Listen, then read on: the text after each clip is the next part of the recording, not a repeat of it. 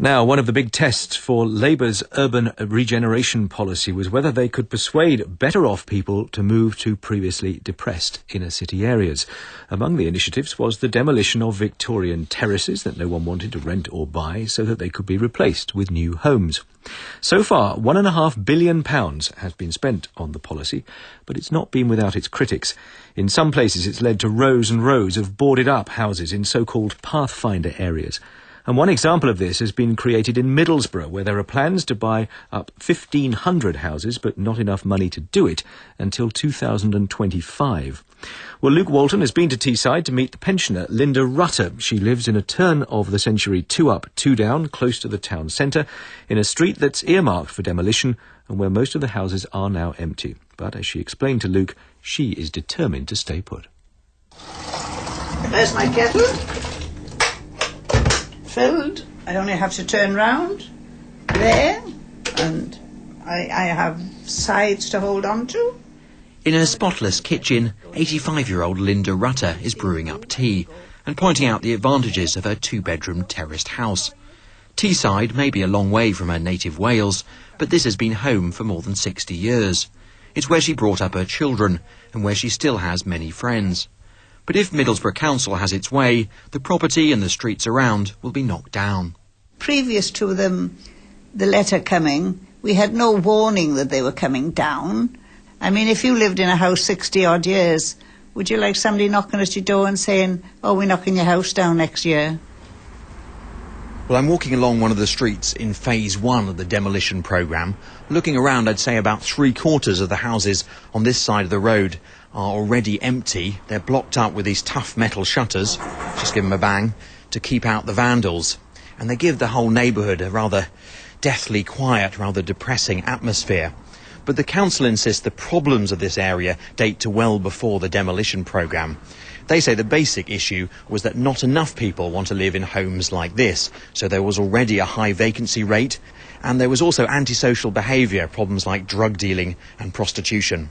My name's Kevin Parks and my title is the Interim Director of Regeneration. Within Inner Middlesbrough we have a huge amount of back of street terraced housing units, and demand for those units is been falling rapidly, and also people were not investing in them. The condition of them was just getting a lot worse. What we have done is introduced a programme of major stock improvements in the remaining 10,000 terraced houses. So the hope is by reducing the overall supply and investment in the remaining stock, we can secure a long-term future for those 10,000 that remain, and we'll get some good new quality development in the area that's cleared. What we did find from the outset of this process, there was a lot of residents who actually want to get out of that area. They've been trapped in a way by housing poverty.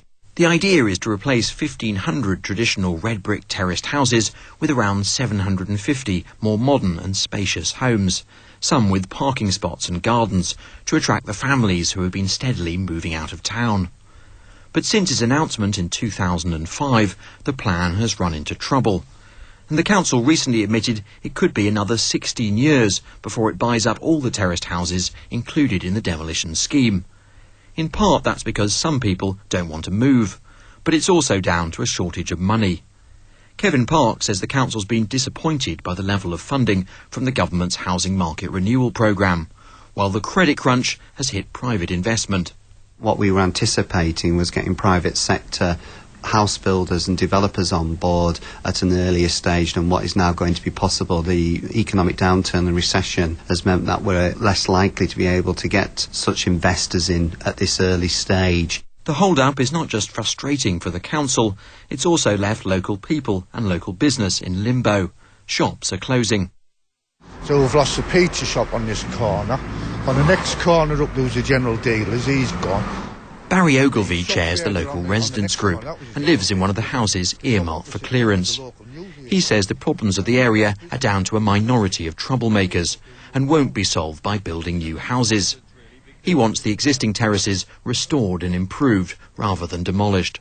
They are good solid structures in that respect. I know, put the right money in, you'll get the people wanting these houses. Unless they can come out with some certain plans of what they want to do and some certain building work that's definitely going to go on, you will not win these people's hearts back and minds. You're just going to break up a community to the four winds.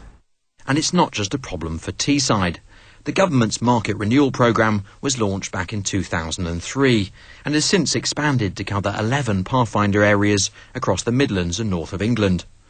So far, nearly 60,000 houses have been refurbished under the policy, but the 16,000 homes demolished compares with only 3,500 built. William Palin of the charity Save Britain's Heritage says the figures reflect how an obsession with clearance has backfired. In the areas we've been looking at, Manchester, Gateshead, Liverpool, we've seen pretty much the same thing, which is a sort of devastation and a blighting of whole areas through a process of acquisition of properties by the local authority or the threat of compulsory purchase in some cases. People then don't have an incentive to renovate these properties, people move out, the local businesses are affected. The Department of Communities and Local Government told this programme that market renewal had succeeded in transforming local communities. Its aim was to improve housing stock and bring back people and services. A spokesman said it was a long-term commitment and added that activities like new build and refurbishment take time. Back in Middlesbrough, patience is already running out, and not just among residents. Stuart Monk is managing director of one of the North East's leading property companies, Jomast, and a critic of the current approach. The government advertised that they had a large pot of money available for demolition, and a lot of councils have thought, oh, we'll have a go for that, without really thinking it through. As you can see, we've produced detailed plans for Phase 1A. Mr Monk showed me his alternative proposal to revamp rather than bulldoze the terraced houses.